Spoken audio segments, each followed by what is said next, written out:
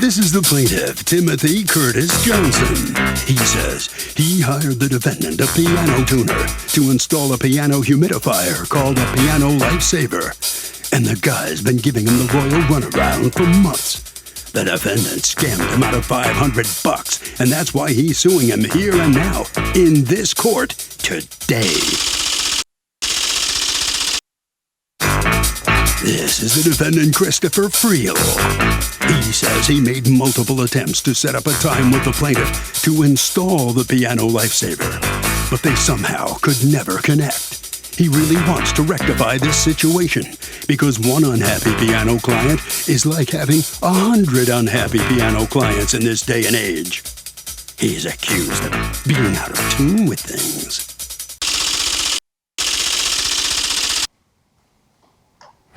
All parties, please raise your right hand. What you are about to witness is real. The participants are not actors. They are actual litigants with a case pending in civil court. Both parties have agreed to drop their claims and have their cases settled here before Judge Marilyn Milian in our forum, the People's Court. The People's Court is now in session. The Honorable Judge Marilyn Milian is now presiding. Litigants have been sworn, Your Honor. Thank you, Douglas. You're welcome. All right, Mr. Johnson, you hired Mr. Friel to do what? To install a piano humidifier system into my piano here. And what is that exactly? Humidifier system basically regulates the amount of humidity inside a piano. It's a external device. It's about this large, and you put it inside of the piano. Okay, and how much were you paying him to do that? $500. Okay. How did you find him to hire him to do that? Did you know him from before? Did he come recommended? He came recommended from the store that I purchased the piano from. It's a local piano store here. So I met him through that store and that purchase. All right, so you actually forwarded to him, the entire job was going to cost $500, is that correct? Yeah, that includes the installation of the device and the cost of the device. Okay, and you paid him all up front? That's correct. Why? I know.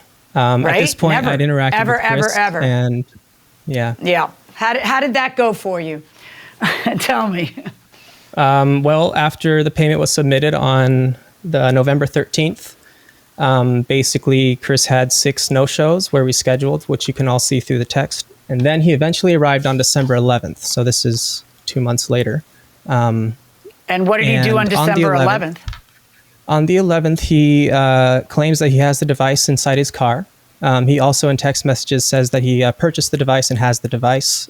But basically on the 11th, he comes in. He says he wants to leave the device in his car for a bit and work on the piano and get it ready, I guess, for the install.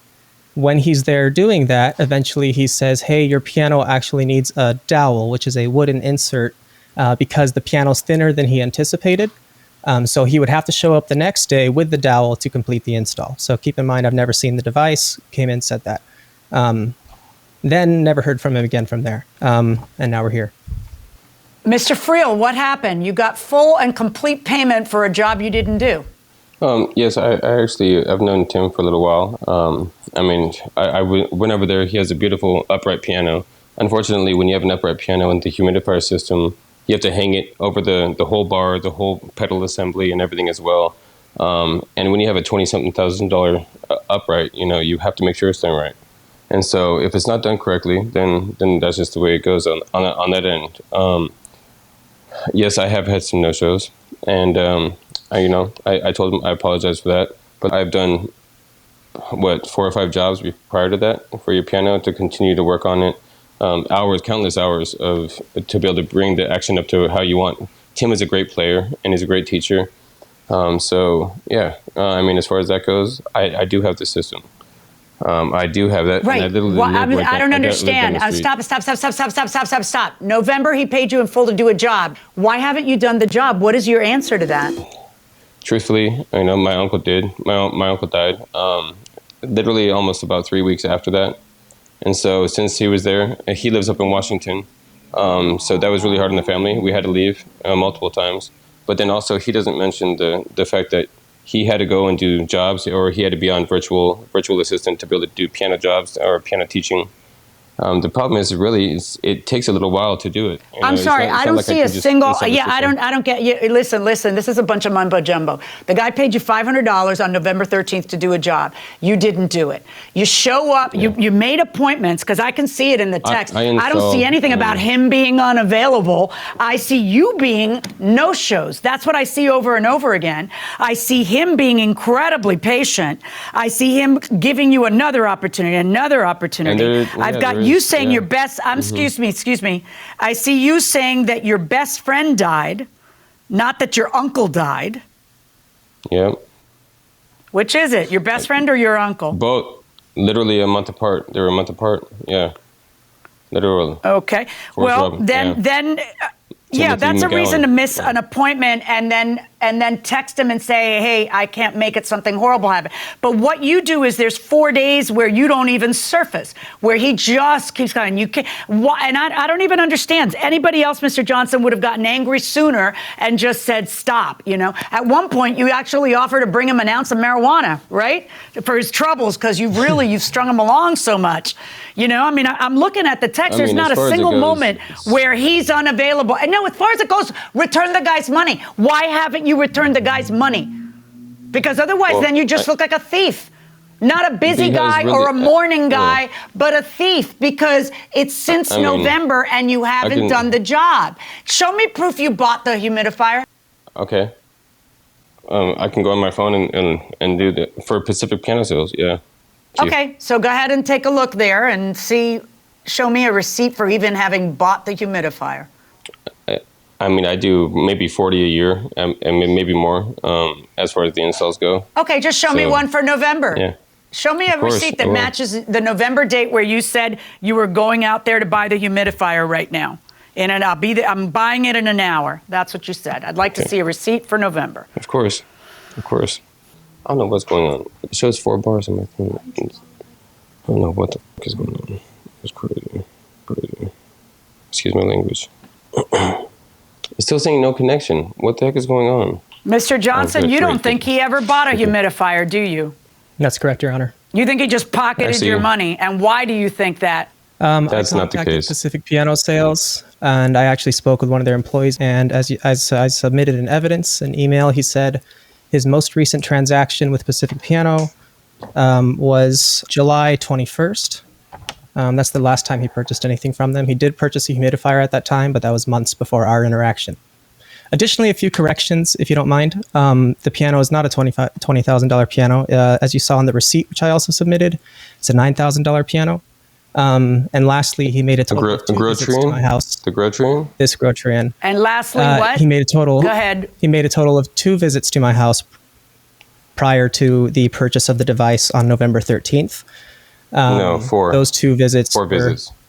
You got paid $500 to put in a humidifier that you didn't put in. You went in, you said you needed a dowel. Why didn't you go back the next day? Because by then the funerals were well past. So why didn't you go back on the next day with the dowel and finish and do the job? Oh yes, I definitely want to take care of this. Definitely, yes, I do. No, that time has passed. I'm not asking you what you want to do. I am asking you, why didn't you on December 12th? I'd like an answer. Why didn't you go back? Why did you leave him hanging a 6th time? When you install the system, okay, it takes about 4.5 hours to 5 hours to install it. Plus, I have to tune it twice afterwards because it starts to expand, and then I have to go back the next day. He is actually a piano just too teacher, much work? and you can't be teaching piano. You can't be teaching piano. Yeah, that's why it's so audacious that you have all these excuses, because the guy would keep blocking out 4 hours for you, which he did 6 times.